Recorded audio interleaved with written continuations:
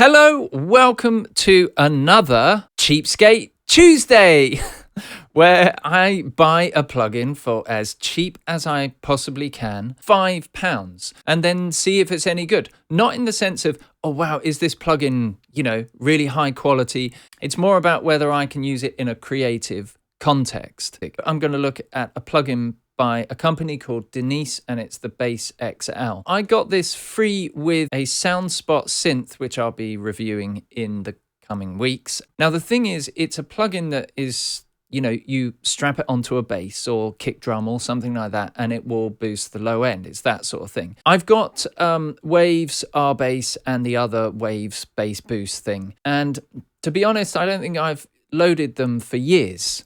I used to use them a lot, but now I just create the same effect with EQ. So I was a bit skeptical about the Bass XL. I thought I'd probably just load it up, quickly play it, do a video, and never use it again.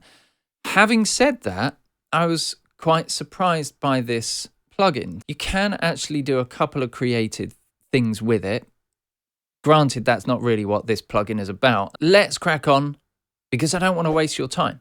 But if you do like this video and feel that I'm not wasting your time, please do hit the like and subscribe button. I would really appreciate your support for the channel. Let's check out Bass XL.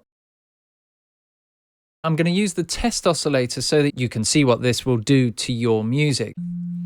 I'll mute it for the sake of saving your sanity. Basically, you've got an input and an output. You have the frequency here where you set the frequency range or area that you want to target. The mix dial adds more gain to the frequency area that you've targeted. Technically, it's not a gain. I can understand why Denise have called this a mix, but just in my warped head, because it adds volume, I'm almost seeing this like the gain dial on an EQ. That's how I kind of think of this. You can see quite quickly as I increase the mix, the gain actually goes up. As you increase the gain, you might want to compensate by bringing the output down. What you also have is a drive dial and a tone dial. The drive dial will add different harmonics to the frequency that you're targeting. So in this case, you can see I'm targeting 174 Hertz, which is the note F. It means that it's going to bring out the various different harmonics. Now, as I increase the mix, it will then draw up the volume of each of those harmonics, including the fundamental area that you're looking at. Now, the tone, I'm almost seeing this like the Q factor in an EQ, and you'll see why I think of it like that in a second. But if I increase the tone, you can see what I'm actually doing is increasing more complex harmonics throughout this sound. Now, if I put this onto pink noise, for example, this will give you a broader idea of how this is working. So I've got my frequency set to 174. If I increase the mix, you can see that I've now got this rather wide increase. It's really giving a big boost, but it's not like a normal parametric EQ. The slopes are slightly different. Now watch what happens if I change the tone. The slope has now changed quite a lot. That's why I think of this like a Q factor. It's sort of doing different things with the shape of the area that you're boosting. Okay, now the final dial is position. It allows you to offset the process signal with the original signal. And that's really good because it allows you to make the sound that you're working with go XL, just makes it sound a bit wider and a bit broader. You can also set the decibel slope as well, which is a really nice feature. The first one that I'm going to use this on is my drum kit. How do you use this? How do you set the frequency up? Well, depending on what you want to treat, that's the frequency that you want to target. The snare is around about 150 Hertz. So the first thing I want you to listen to is I'm going to increase the snare with this 12 dB boost so we can make a comparison between XL and the EQ.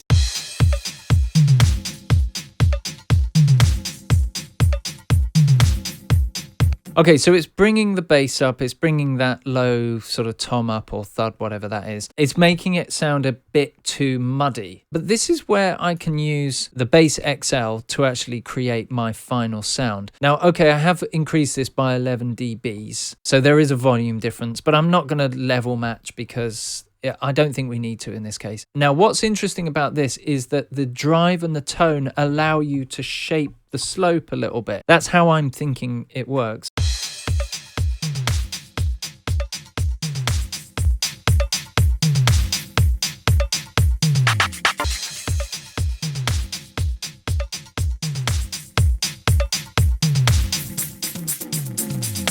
Now, to me, that actually, yes, it's louder, but the kick is much tighter.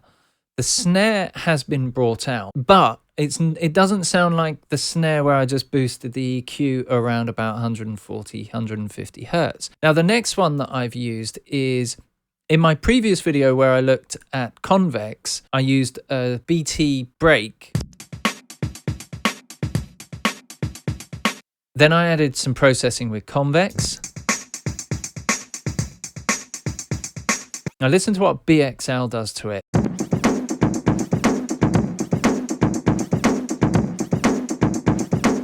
Way better without. Bit thin and weedy. Let me bring up the bass. Then with convex. I've used this in terms of actually creating a more gritty sound.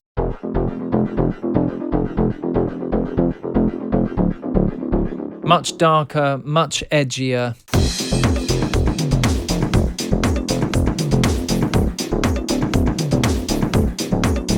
Now what I could do is back off on the mix, which I think I will do, and that will bring some of the top end back in.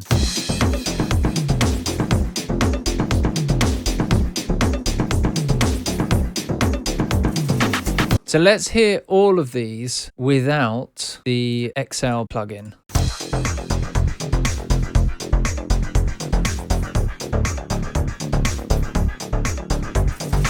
Okay, and then let's hear them with.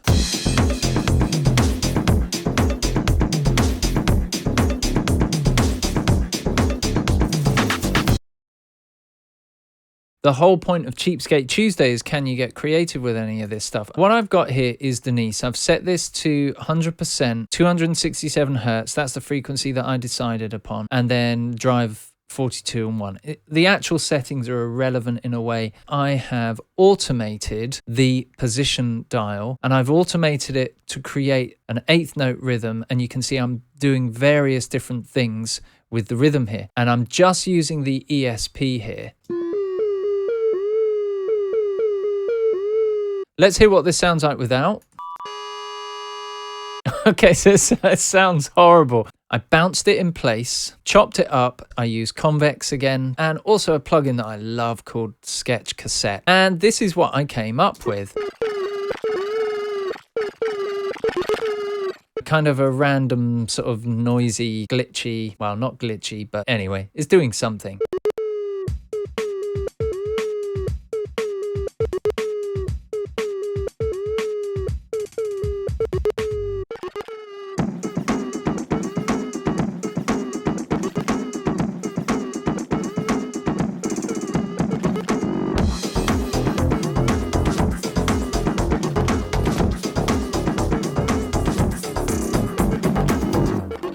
So there you go. That's Bass XL and the various things that you can do with it. I think it's a really good plugin. It's definitely something that I'm going to use in the future. Having initially thought I will never use this thing, I'll play around with it and then put it in the bin. But I was pleasantly surprised. Not only can you really shape the sound in quite interesting ways, you can dramatically change the sound. I think this is a plugin that is more than just adding low subs. I think this is a plugin that you can add more distortion to, even create some sound effects with it by messing around with the position if you use automation with it as well. If you enjoyed this video, please do hit the like and subscribe button. I really appreciate you supporting the channel, and in the near future, there'll be more Cheapskate Tuesday. Thanks for watching and see you soon.